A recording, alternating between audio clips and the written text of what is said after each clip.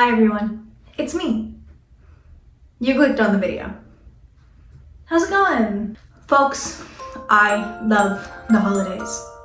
I love them. The holidays are probably my favorite time of year. Like a moth, I too love bright, flickering lights. I love a good gingerbread man. I love a good snowman. Big fans of those guys. I love peppermint. I love it all, folks. One of my favorite things to do as a kid was sit down and watch all of the holiday specials with my family, with my sister, with anyone who just showed up in my house.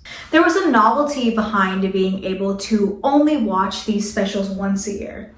Nickelodeon, Cartoon Network, they all advertised them once, and you got one chance. Now I guess that novelty is kind of ruined because of streaming. And I can watch A Charlie Brown Christmas every day. But today, folks, we're going to bring that novelty and that tradition back. I've had this video planned for a while. And so to prepare for this video, I didn't watch a single Christmas special other than the ones that I knew I wasn't going to be talking about. So I watched a bunch of my favorite Christmas specials to prepare for this video. And no, I'm not talking about bad Hallmark movies. I'm not talking about Hot Frosty. This is Jack. I was with the old man. I'm not talking about the Taylor Swift movie. Maybe like regular people. It's like regular people, huh? Don't. That's not my job. That's Curtis Connor's. And you know, because I want to feel something, we're going back to specials that made me feel something. I do have some honorable mentions given to me by my bestest friends in the entire world. And I'm not gonna review them because Disney copyright and Viacom copyright scare me. My best friend Shelby gave me Disney Princesses, A Christmas Time of Enchantment, and Beauty and the Beast, The Enchanted Christmas. And my best friend Kaylee gave me SpongeBob SquarePants Christmas Who. And shout out to my best friend Jordan, who gave me nothing. So without further ado, let's get into these holiday specials. The first special I want to talk about was a staple in my house. I mean the fact that me and my sister would write down every time that this special would be airing, because we had DirecTV and we could check the times this would be airing. We'd write them down and we'd sit down in front of the TV and we would watch it. It is the bane of my father's existence. Grandma Got Run Over by a Reindeer, released by the WB in 2000. Now, this is only available to stream on Disney Plus, not in the United States, and I don't have a VPN. So I found it for free on Vimeo. Bootlegging the working man. The movie starts by spoiling the entire catalyst of the plot within the first 3 seconds. I mean, to be fair, I think the title did the same thing, but you know, they should have built something up to Grandma getting her ass reamed by a reindeer. Anyway, they show that gilf of a grandma getting her ass reamed, and you know what? When they said Grandma got run over by a reindeer, they weren't lying. Then we flashback in the flashback to the actual beginning of the movie, where Grandma owns her own store in Cityville.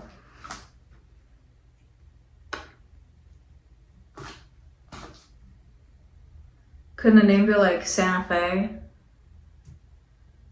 Springfield? You named it Citiesville?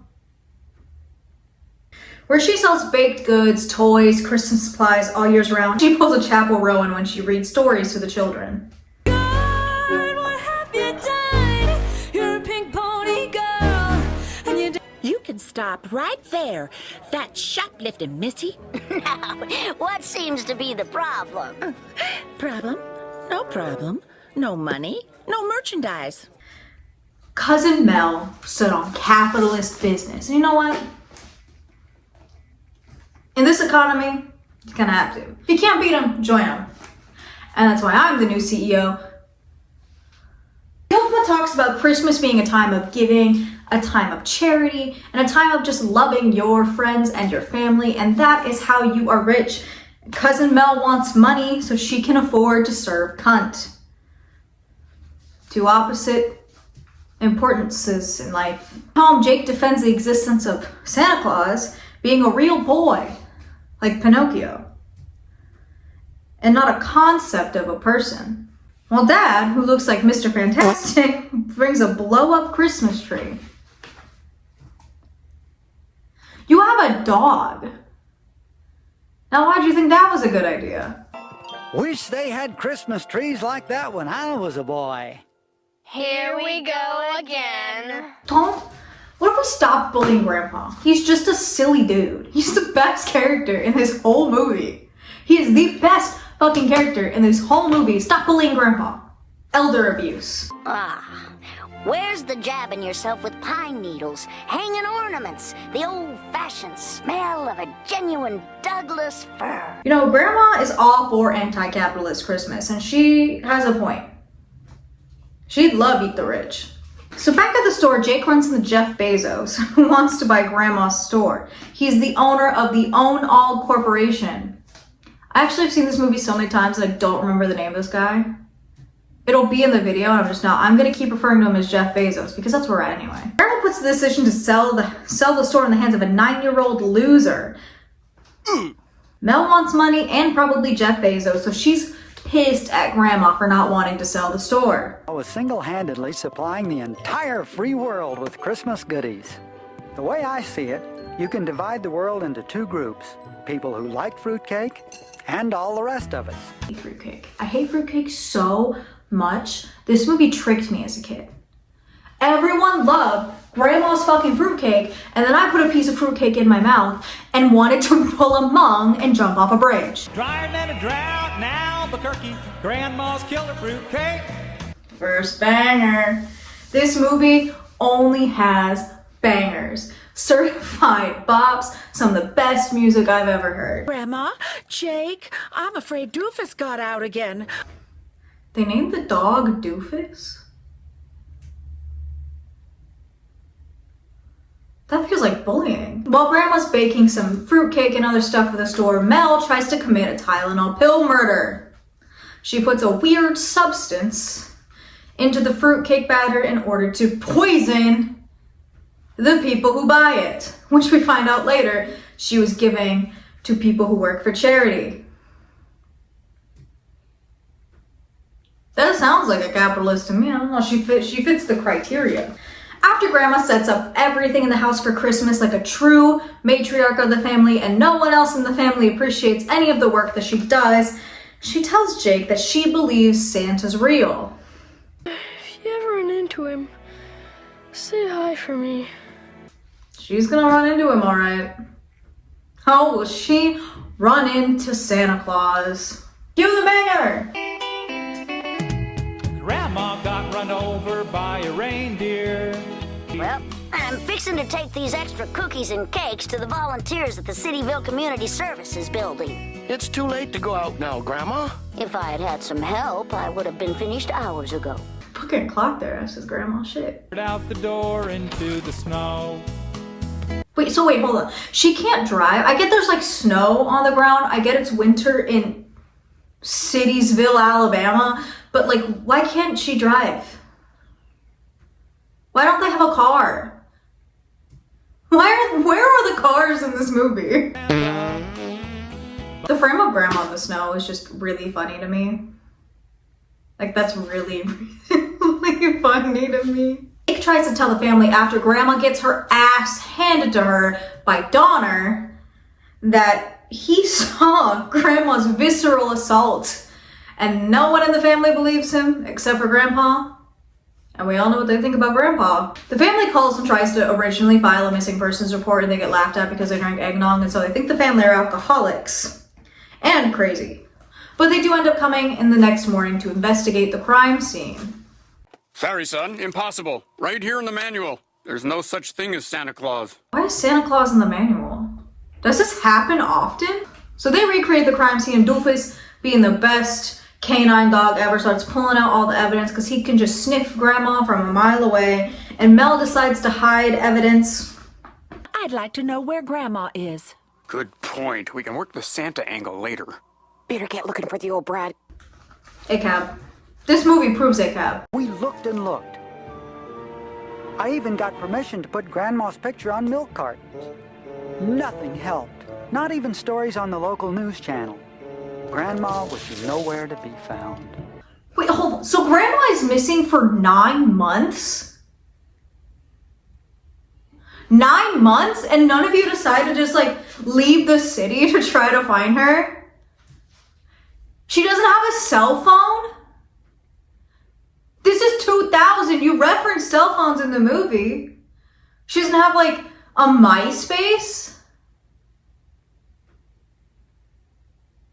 You let Grandma wander outside, going to the city center by herself with no car, no cell phone, and you just sit around and let her be missing for 9 months? Why is the only one in this family trying to find Grandma a 9-year-old little boy? What the fuck is happening? While she's missing, Cousin Mel uses this opportunity to sell Grandma's store and make a jillion dollars because she's going to sell to the Ono Corporation. But there's a catch. Only Grandma and Grandpa's names are on the deed. Do they have real names? Or is it like Grandma and Grandpa? Were those their given names? Did they just know? Did their parents just know? Grandpa has to sign the deed in order for Mel to sell the store. And it leads to the funniest scene in anything I've ever seen. These papers, all you have to do is sign. Sing? No, sign. Sure. So sign. I'd rather sing.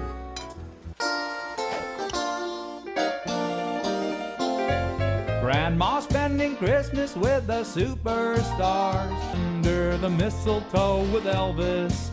He's been consoling her because she's missing Gramps. Wait, they all think Grandma's dead? I get the wearing black thing to mourn someone being gone, but you all think she's dead? And it never turned into a potential homicide investigation. You all think she's dead?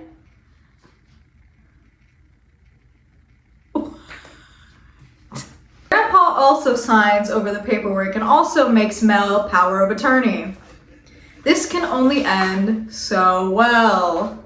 Since Jake thinks he can stop the boot of capitalism like the rest of us so poorly think so, he goes to try and stop the buyout. But the only person who can stop the buyout is Grandma, if she reappears. So Jake now is like, nah, I really gotta fucking find Grandma. I only got a week to find her. Gotta resurrect my dead Grandma in 1 week. Gotta resurrect my gilf in 1 week for the benefit of all humanity. And Christmas is failing in Cityville. No one cares about Christmas anymore there because capitalism ruined it. Anyway, so he has a conversation with his dog, because apparently he's Dr. Doolittle and can speak to that dog. And Doofus is just like, just email Santa. Tell him all you want for Christmas is my grandma. If that worked, my mom would be alive. He sends the email to Santa's like, all I want for Christmas is my... And it works? Santa just gets the email because there's Wi-Fi at the North Pole. And the elves print... He doesn't have access to his own email. You have to print the email out and physically hand it to Santa. Santa in a Sue Sylvester tracksuit. You think this is hard? Try being waterboarded. That's hard. Goes to Grandma, who is in the infirmary and now has amnesia from the blunt force trauma. So the only way to get her back home is to have the elves break into Jake's home so he could come to the North Pole and ID Grandma. Anyway, so Santa brings Jake over to Grandma after recognizing him and being able to tell some like weird personal information. I thought he just knew my likes and dislikes. I didn't know he knew my hobbies and afflictions. Does he know I hate Richard Dreyfuss? Is that on my list of key important details for Santa Claus? Jake tries to convince Grandma of who she is, but she doesn't remember jack shit. But Jake explains the situation going on with Cousin Mel and the store, and even though Grandma doesn't remember anything, she agrees to come back home with Jake. So while they get to the Own All Corporation, Santa kind of explains everything to Mr. Jeff Bezos all over again, with his own side of the story being told for the first time, which I think we should have waited. We should have waited till the climax of the movie in the court scene to hear this. But Santa can't stop fucking yapping. Mel and her attorney see all of this and see Grandma, and they cannot have this. They need their boot of capitalism money. They licked too hard. So the lawyer pulls the reindeer away to a little bath so they can cool down, and they lure Grandma away again. And so by the time everyone comes in, Grandma is missing yet again. How do you lose that hot-ass Grandma twice?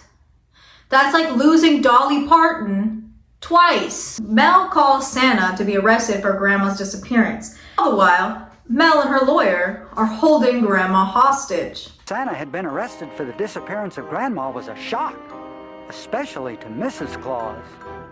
Santa's been arrested! Lucky thing she still has a case of amnesia and doesn't know who you are. Oh, they definitely kiss. Oh, those two are girl kissers for sure. Won't need to. We just need to keep her out of sight long enough for the jury to find Santa Claus guilty of her disappearance. Goes to trial. How do you find an unbiased jury for a case against Santa Claus? How can either of them get a fair trial if it's Santa? This case doesn't even need media coverage. You don't need to be like, oh, I saw this in the media. Everyone knows. Someone's mommy was kissing Santa Claus. We all know who this motherfucker is. Grandpa's gonna sue the pants off of Santa. That's what Grandpa's gonna do. Woo-hoo! Grandpa's gonna sue the pants off of Santa, 'cause Grandma would have wanted him to. Woo! Trial with protesters like every good trial. And after weeks of testimony by several witnesses... This case has gone on for 3 weeks? 3 weeks for a hit and run? I mean, I get it's like a celebrity hit and run, but it's a hit and run. The evidence proves Santa Claus is responsible for Grandma's disappearance. Biased jury. It's a biased jury, I can tell by their faces. So, if the beard fits, you must convict. The OJ reference went over my head as a kid, and I'm surprised it didn't go over my head now. Doofus follows Grandma's scent into the woods and finds Mel's weird lesbian cabin with Grandma inside. They get Grandma, they find the evidence missing from the trial to prove Santa's innocence, and he brings Grandma to the store and back home. She takes the fruitcake made with her own recipe, and all her memories come back. Like, that's how amnesia works. The magic of Christmas, everybody. The jury's about to reach a verdict. After 3 weeks of trial and deliberation, Jake and Grandma rush in, and the judge dismisses the charges of her disappearance. Okay, she was still gone for 9 months.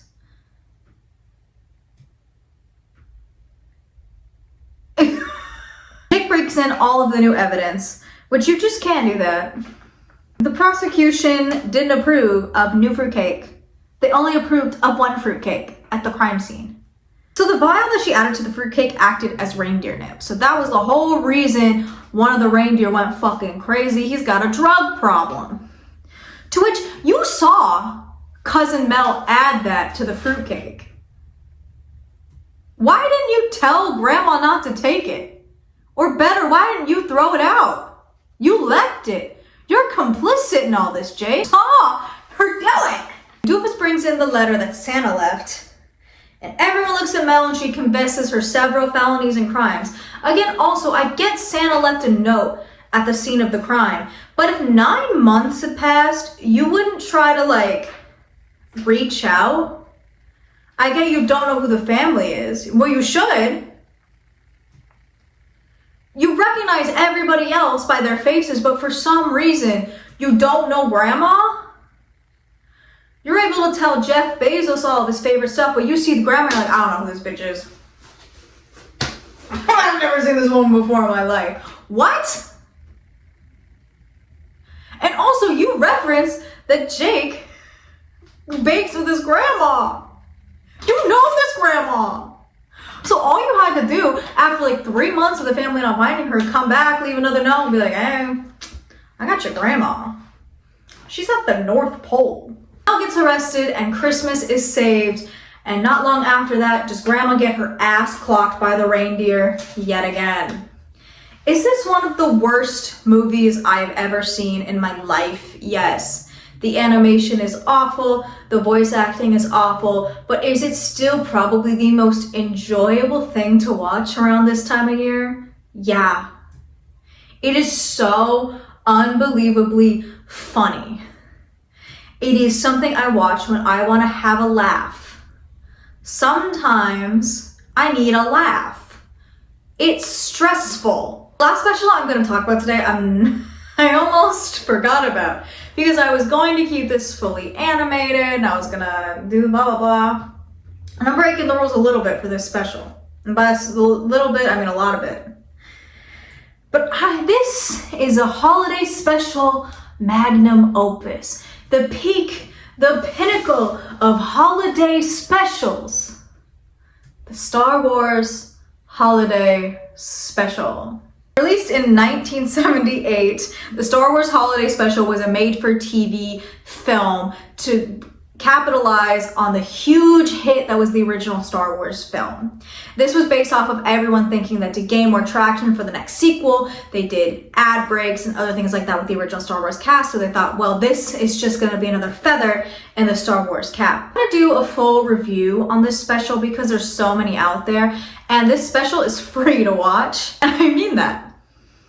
I mean that it's on YouTube for free.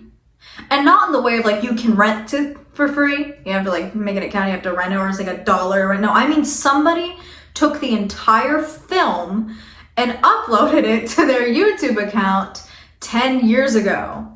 And the top comment on that re-upload is that Disney hasn't copyright struck this because then Disney would have to admit that they owned it.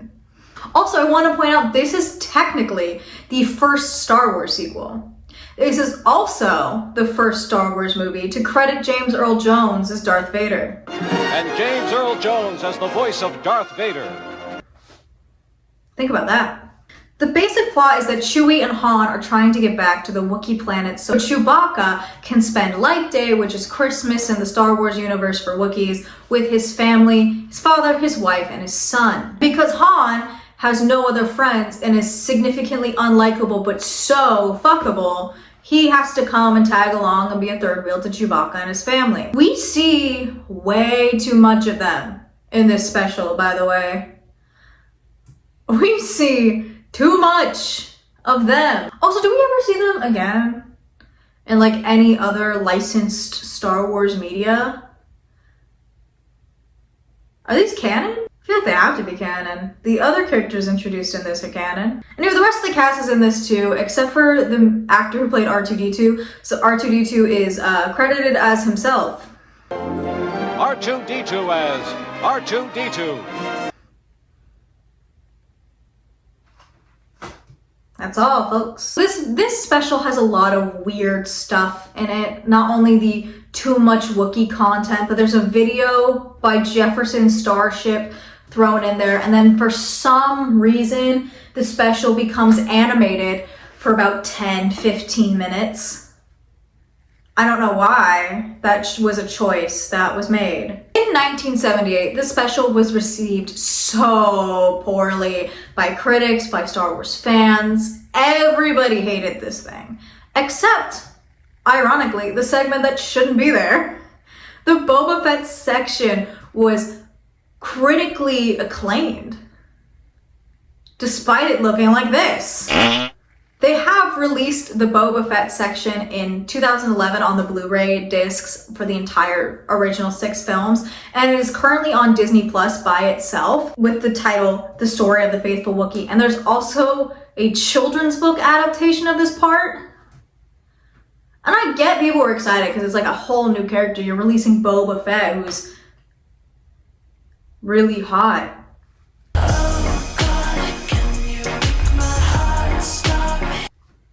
In this special.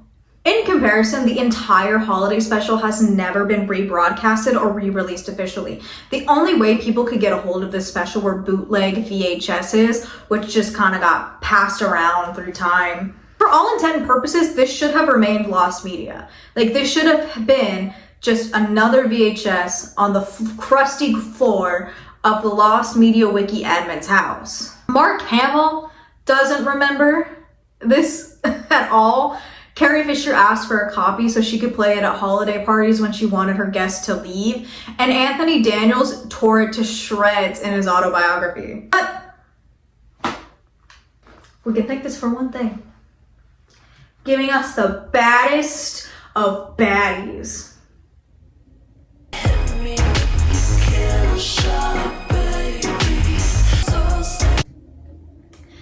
This isn't... Being a Boba Fett fan doesn't end well for us. In